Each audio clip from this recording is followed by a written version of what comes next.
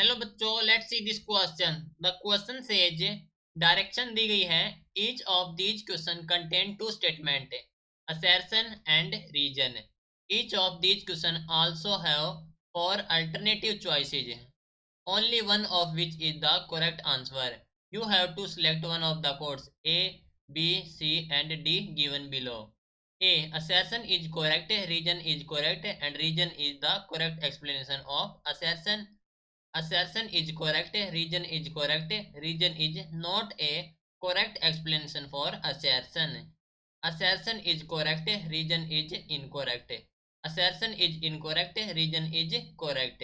So assertion दिया गया है, nowadays a standard meter is defined in term of the wavelength of light. Reason में बोला गया है कि light has no relation with length. तो क्वेश्चन में कहा गया है कि हमारे पास है असर्शन एंड रीजन, हमें बताना है इनमें से कौन सा ऑप्शन करेक्ट होगा।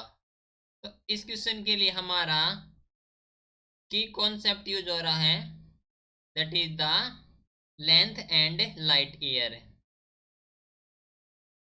लेंथ एंड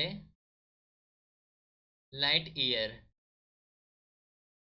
ठीक है। तो हम जानते हैं कि हम मेजर करते हैं वेरी लार्ज डिस्टेंस को, जो कि हमारे पास होती है जो डिस्टेंस बिटवीन द प्लैनेट्स है, ओके, या फिर अर्थ एंड प्लैनेट्स के बीच, अर्थ और सन के बीच, यानी कि जो लार्ज डिस्टेंस है हम मेजर करते हैं वो हम मेजर करते हैं इन लाइट ईयर में। सो हम कह सकते हैं कि we know that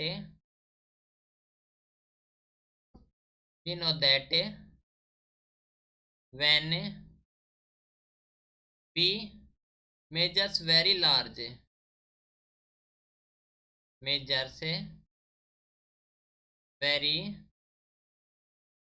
large distance, such as distance between planets,